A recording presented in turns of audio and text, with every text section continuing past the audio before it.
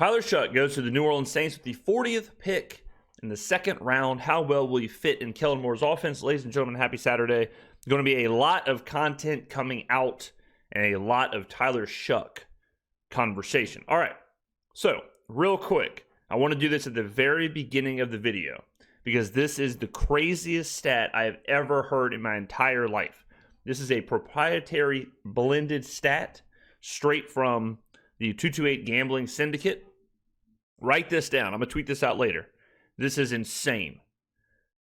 Tyler Shough began college when Kelvin Banks was 14 years old. They both get drafted in the same draft, and they played the same amount of games in college. How is that even possible? I'll show you what I'm talking about.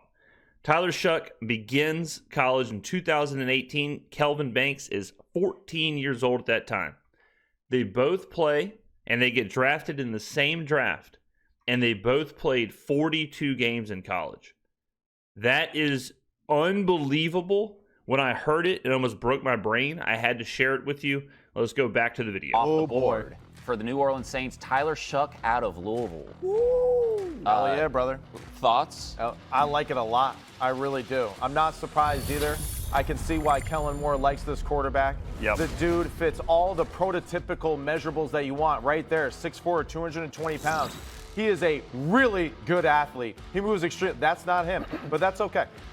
When we go like through the tape and watch him play, like it is just unbelievable how well he is able to manipulate the pocket and it was him in Oregon. Yeah, I know. That was 2 schools ago. Yeah. I know. I got confused there for a second. Good catch. But you know, for the big ESPN. picture of his ability, the dude's got. All right, so my whole thing with the Tyler Shough is you have to kind of separate the player from the situation. And this is where my biggest gripe has been. Tyler Shough on his own, individually, yes, has some arm talent. There's some good stuff there, good size, really good when he rolls to his left. The problem is the fit. He has walked into probably the worst situation he could walk into. And the Saints have put themselves in a horrific situation. All right. So it's less about, oh man, Tyler Shough can throw darts, or Tyler Shough can, he's accurate, or he's got arm talent, or he's got this. Here is the timeline. Like, here's what's got to happen. Tyler Shough is 26 years old. Okay. The New Orleans Saints are nowhere near winning now. All right. That we know what they're doing.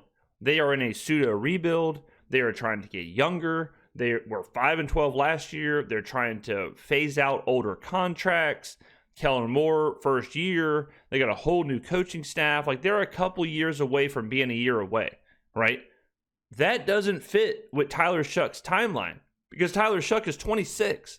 So if we're looking at, well, in 3 years, we'll be good. In 3 years, we'll be in a position where we can win. Tyler Shough's 29. All right. So that alone doesn't work out. The timeline itself doesn't work out. But now let's look at the actual infrastructure of the team. Tyler Shough is coming in, okay? He pretty much has to play. He pretty much has to play immediately. But he's probably not ready to play immediately because even though he has played college for 6 years, he's only played 40 games.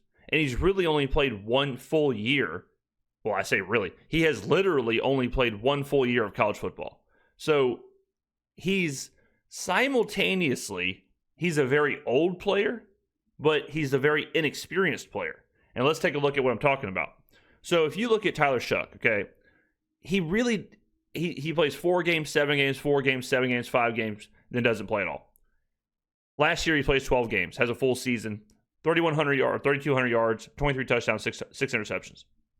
When you look at some older or some experienced quarterbacks that we've seen drafted in the past, like Bo Nix, super experienced, not that old, super experienced. You can see here, it's like he's played a ton of football. When the Broncos took Bo Nix, they knew exactly what they were getting. They're getting this guy. Plug and play. Same thing. Learn the system, but as far as like physical developments, you probably are who you are. I mean, the guy had 45 touchdowns and 3 interceptions his last year at Oregon. Michael Penix, same thing. Michael Penix came out as an older quarterback, was in college for a long time, but he has those 2 years at Washington where he plays 13 games, 15 games, throws for over 4,600 yards in both seasons, over 30 touchdowns in both seasons. Okay? The guy and then you have Brandon Wheaton, who is a bit of a different situation because he played minor league baseball and then went to college. But even Wheaton, his last two seasons, he's playing full seasons. He had 409 completions in one season. Okay? Shough has 599 in his entire career. 4,800 yards, 37 touchdowns. The previous season, same thing. So still, he played for 2 strong seasons. The guy who I think there's a comp to Shough is Rattler. Rattler plays college for 5 years. All right, so Rattler's a year older or a year younger than Shough. Rattler plays. There's some weird stuff happening in Oklahoma. Weird stuff happening. He gets to South Carolina. They're not very good. His stats are kind of like suppressed. He only threw for 3,000 yards, 18 touchdowns, 12 picks, whatever. But he's got tremendous arm talent, right? Like, he's got good arm talent, kind of a wonky college career, but there's something there. That is pretty similar to Tyler Shough. A wonky college career, never really had the peak, never really saw the heights, but arm talent, all that stuff. So he's pretty damn close to what the Saints already have in Spencer Rattler as far as just a prospect, right? So he's going to come in and compete with Rattler. If he does not beat Rattler out and Rattler starts, Tyler Shough has like a 6-ish game window to where he has to play. If he doesn't play in that 6-game window, it's pretty much a wasted pick.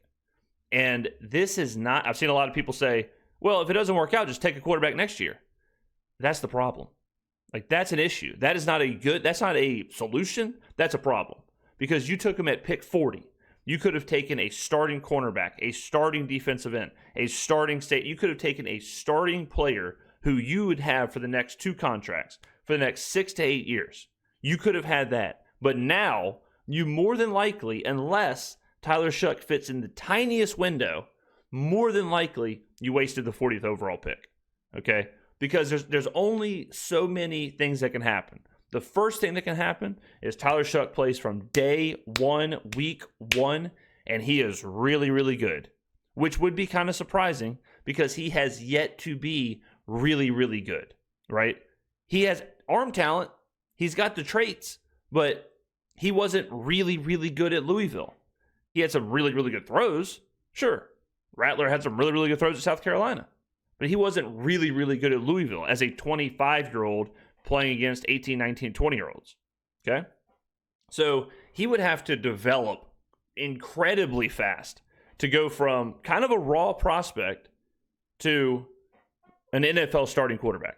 Either that happens and we have Tyler Shough for 3-4 years, cool, or Rattler beats him out and Shough has to find his way back into playing, which I guess Rattler would have to be bad.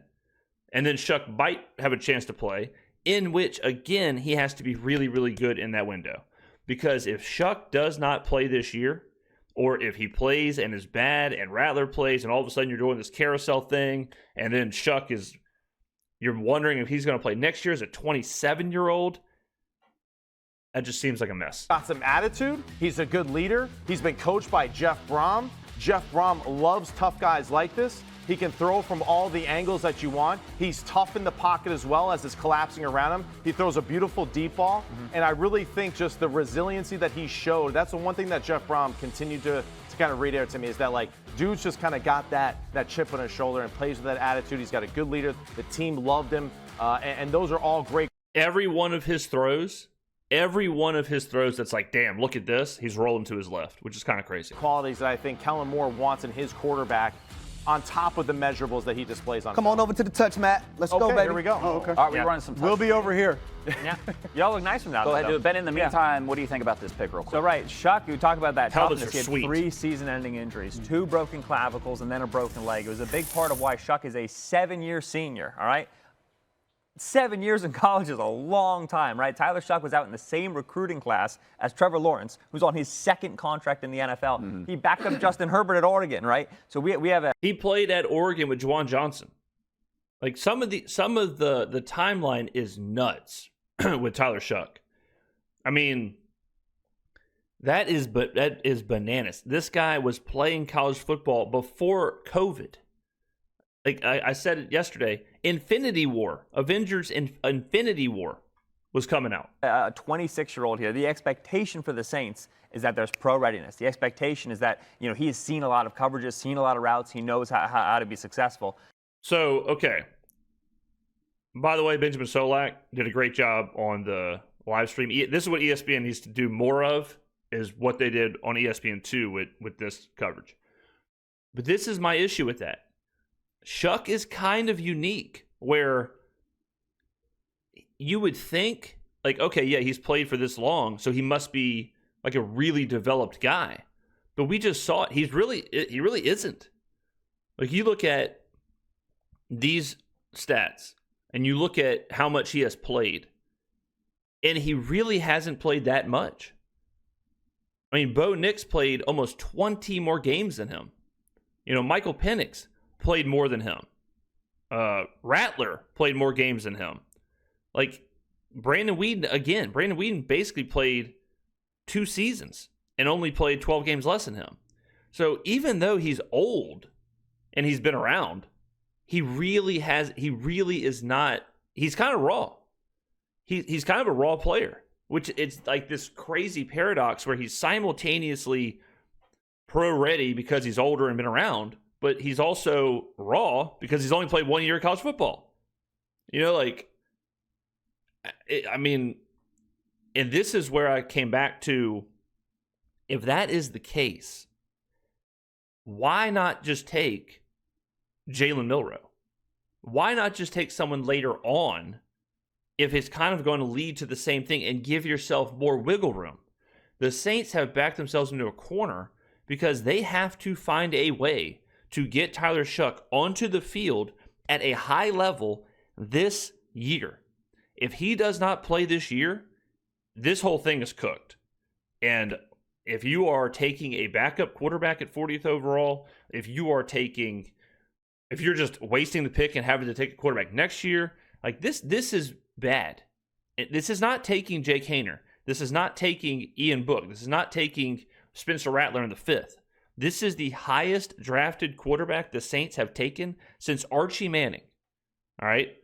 And again, Trey Amos, Will Johnson, Ezeruki, Siobhan Orville, like there were some players, Jack Beck, there were some players there available. So Kellen is putting all of his chips in. Not to mention, depending on what you think about Spencer Rattler, but if this Tyler Shough project doesn't work, then you probably also wasted a year of Spencer Rattler's development, or you probably do all that. So this is a huge gamble. You worry sometimes, though, with these older prospects, right? For every Bo Nix, there's a Kenny Pickett who emerged wonderfully, right? His 5th-year senior season. But it turns out that playing 20-year-olds and playing 21-year-olds who haven't seen it all, you look a little bit better than you might be. You get to the NFL, and that advantage dissipates, right? So that's the double-edged sword of some of these older prospects. I know we're going to the touchscreen quickly, though. What does this say about this front office the last couple of years? I had a lot of confidence in Spencer Rattler. I loved Jake Haener at Fresno State. Yeah. Are we throwing in the towel on those guys? Do we think that that's no longer a part of the plan moving forward? Okay. Haener, so good question. Haener, gone. Carr, gone. This is strictly between Rattler and Shough, I think. Because you do not take Shough if Derek Carr is back. Because if Derek Carr plays, now all of a sudden you have a 27-year-old and Tyler Shough. So you don't do that. Then that would lead you to take Milroe or Shedeur Sanders or somebody and let them sit, okay, or Kyle McCord or whoever. And let me say this too. People say like, oh well, Shough has arm talent. It's like all these guys have arm talent. Like Kyle McCord has the same arm talent as Tyler Shough. This is the NFL draft. Just being like, man, watch him throw these deep balls at the combine. You can find clips of every single quarterback at the combine throwing good deep balls. All right? Like that, you got to kind of throw that stuff out. It's more about the situation, the scheme, like all of that is paramount versus watch this crossing route he threw at his pro day. So it's easier than it's ever been to carry 3 quarterbacks in the NFL because of the Brock Purdy rule. He got injured in the end of the playoffs. They changed it a little bit. So I would expect Carr and then Shough and then Spencer Rattler. And I think that Hayner's probably the odd man out. It's worth noting with Derek Carr, an off-season shoulder surgery that it may be not football injury related. There's some contract conversations. He's very cuttable after this upcoming season. And so I think they're planning on carrying 3. But the Carr contract situation is tenuous right now. And yeah, because what do you do if Carr says, I'm never coming back to New Orleans? Then you have to cut Carr. You can't carry 3 but only have 2 in the building. So you got to cut Carr. So then you have your quarterback room is Tyler Shough, Spencer Rattler, and Jake Hayner, which gives me, diarrhea goosebumps. And certainly by next season, you would expect the Saints to move on, hand the keys over to Shough. Absolutely. And, a lot of people like to spend time in college. But let's get over to the touchscreen. Harry Douglas, Sims, what you guys got for me? Yes, sir. And here we are. We're going to just show the athleticism, right, that Tyler Is this Shough another shows in the Sims low brother? red zone area versus Clemson. This is a game that he played extremely well in and really did a great job of managing the football game. And we see it here in this low red zone area. Louisville is trying to attack Clemson defense with like a full flooded attack here to the field here. Now they get a 4-man rush. Clemson decides we're trying to play coverage. They're going to double up a few of the receivers here in this situation. But I really just like the fact that Tyler Shough, he goes to that backside one-on-one matchup. He doesn't like it. Then he feels the rush around him and does a great job of not looking at it, but just feeling the space. And then when he sees it, he takes off and goes. But I love this about it, though, too. He accelerates really well. The brave courage that he shows there jumping over it. And then this right there. There's a little, something to, I can't do that, but Harry knows what I'm talking about, right? But he can. And that's what I like about 9 right there. He has that attitude that you want in your quarterback that people really can support. And this is all fine. Like, the fact that he can dance or whatever is cool. The fact that he can run around, cool. The fact that he felt the pocket, cool. But you have the most tiniest of windows to make this work. And that's like that's the big thing that I'm just really uneasy about, is that the Saints and Kellen Moore and Tyler Shough and Spencer, they have backed themselves into this corner where they need a very, very, very, very low percentage chance thing to happen, or this is an absolute disaster. And really take control of a locker room. And then this is the other aspect too. The throwing on the run to me is one of these things, like in modern NFL quarterback, and Ben, I hope you agree with me on this. Like, if you can't throw on the run successfully in the NFL, you ain't gonna make it very long, my friend. True and this story. is the biggest thing right here. We see countless reps of this where he's outside the pocket, on the run, off balance, and he's making fantastic plays down the football field. So we get a 4-man rush. He does a great job evading again, gets outside the pocket, directing traffic, does a great job of staying calm while he is doing this. But I love this. As he is running full speed to the sideline, he keeps his shoulders parallel to the line of scrimmage. And why is that important? When my shoulders are parallel to the line of scrimmage, that allows me to be more accurate as I throw down the field off my right foot. He just stepped off that right foot. He is driving the football high and hard to the sideline here, Ja'Cory Brooks. Fantastic throw on the move, away from the defender, down the sideline for an easy pitch and catch. These are things that Tyler Shough shows on film continuously. And this play right here, we call this a scramble drill. Great job of directing your wide receiver. There's also a little bit of Caleb Williams, where when Caleb Williams was coming out of college and all of his highlights were these like broken plays, running around the sidelines, scrambling, whatever.